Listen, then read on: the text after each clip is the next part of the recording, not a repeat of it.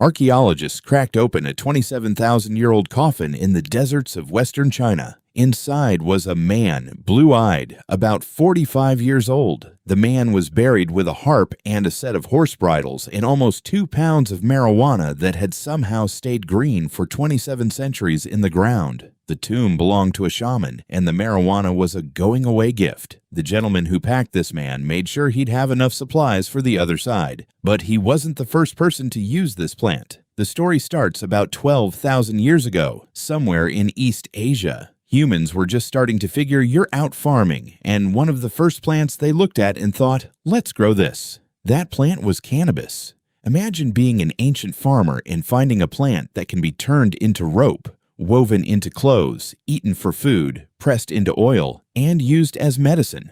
That's not a crop. That's the ancient equivalent of finding a Swiss Army knife growing out of the ground. One of the earliest records of cannabis shows up in an ancient Chinese text called the Pen to Jiao Qing, often described as one of the world's first medical handbooks. Traditionally attributed to the legendary Emperor Shen Nong, the book recommended cannabis for everything from joint pain to malaria. From China, cannabis spread along the Silk Road. Merchants carried silk, spices, and apparently weed. One of those trade paths ran straight through the Pamir Mountains in Central Asia, and that's where the oldest proof of smoking turned up. High in those mountains, at a burial site called Jirsankal Cemetery, researchers dug into 8 ancient tombs from around 500 BC. Inside, they found wooden braziers filled with charred stones that had been used to burn cannabis. And this wasn't just whatever grew on the hillside. This stuff was potent, way stronger than wild plants in the area. These people were choosing the strong stuff on purpose. They'd heat the stones, lay the cannabis on top, and everyone would breathe in the smoke together while they buried their dead. They were hot boxing funerals. 2,500 years ago, around that same. A Greek historian named Herodotus was traveling through Central Asia and ran into a group of nomads called the Scythians. The Scythians were legendary warriors. They rode horses, carried bows, and apparently very enthusiastic about their smoke sessions. Herodotus watched them set up tents, toss cannabis onto red-hot stones inside, and breathe in everything that came off. And Herodotus wrote the whole thing down. His exact words: "It smolders and sends forth such fumes that no Greek vapor bath could surpass it." The Scythians delighted. Is it just me, or does he sound a little jealous?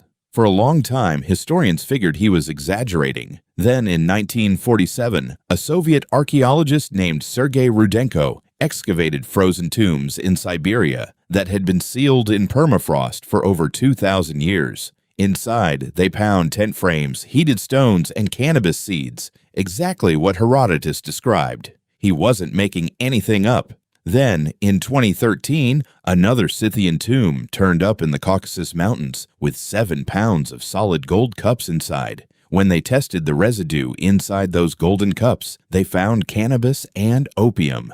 Ancient warriors were mixing substances out of gold 2,400 years ago. Pretty fascinating, right? But 7 years later, they found something even stranger turned up. At Tel Arad in Israel, researchers examined altars from an ancient kingdom of Duda shrine about 2,700 years old, and they found something interesting. One altar had frankincense, standard offering, but the other had cannabis, and they mixed it with animal dung to keep the burns slow enough to release the smoke properly, which means whoever prepared this knew exactly what they were doing.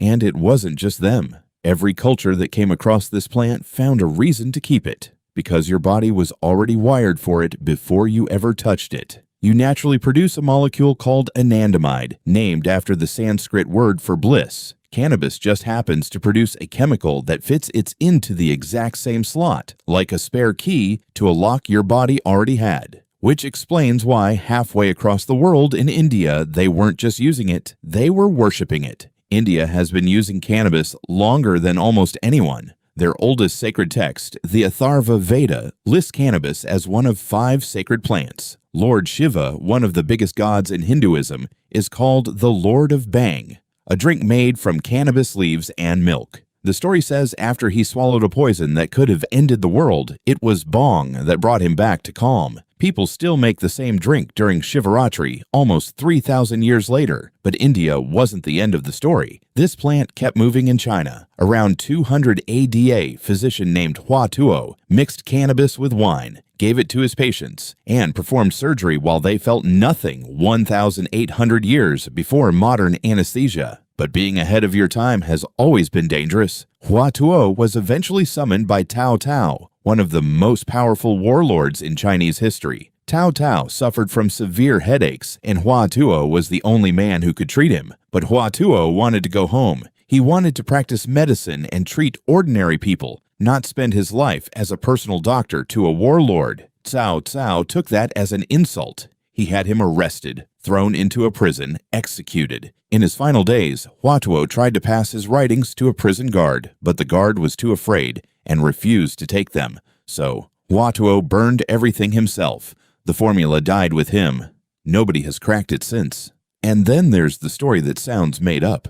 In the Congo, a warlike tribe discovered cannabis and did something nobody expected. They stopped fighting, stopped killing, reorganized everything, anything around the plant, renamed themselves the Bena Riamba, the Sons of Hemp, and turned their territory into a place called Lubuku, which means friendship. Their greeting became Moyo. Moyo meant two things at once, hemp and life, one word for both, because to them there was no difference. By the time Europeans started colonizing the Americas, cannabis had already been a backbone crop in Europe for centuries. Ships were running on it. It was used to make rope, rigging, and sails. The entire age of exploration was partially held together by hemp fiber, which is the fiber stock of the cannabis. So when settlers arrived in the New World, bringing hemp cultivation with them wasn't a cultural statement, it was just practical, like bringing wheat. It spread through the colonies fast, but there was a problem. Tobacco was more profitable, and farmers kept choosing it over hemp.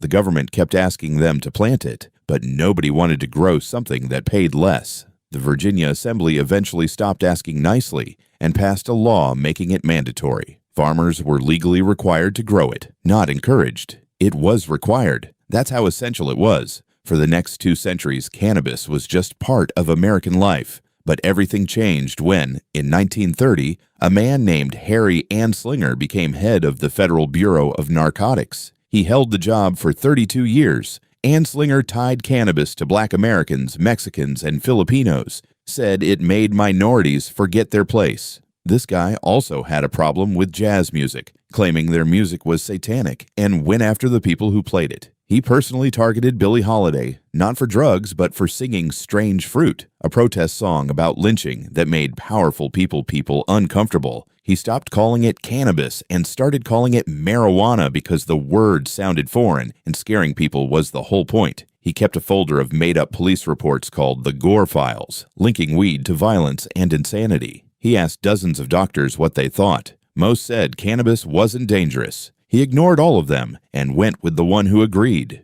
In 1937, the Marijuana Tax Act passed. In 1970, Nixon put it on Schedule I, the same category as heroin, a plant that humans had been growing since before they learned to write, was now legally one of the most dangerous substances on Earth. Now listen this. Years later, Nixon's own domestic policy advisor, John Ehrlichman, said something in an interview that put the whole thing in context. He said the administration and wanted to go after 2 groups, anti-war protesters and black communities. They couldn't make it illegal to be against a war or to be black, but they could tie marijuana to one and heroin to the other, criminalize both, and arrest whoever they wanted. That's not speculation. That's a direct quote from the man who helped build the policy. In 1988, the DEA's own judge, Francis Young, spent 2 years reviewing all the medical evidence and concluded that marijuana should not be classified alongside heroin. He recommended moving it off from Schedule I. The DEA injected his recommendation and kept it exactly where it was. Cannabis has been part of human life for 12,000 years. It's been illegal for about 90.